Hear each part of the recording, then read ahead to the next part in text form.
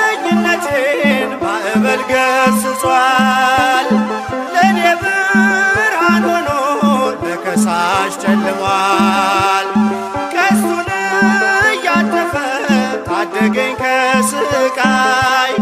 የጌታዬ ሐሳብ ፍቅር ነው በኔ ላይ።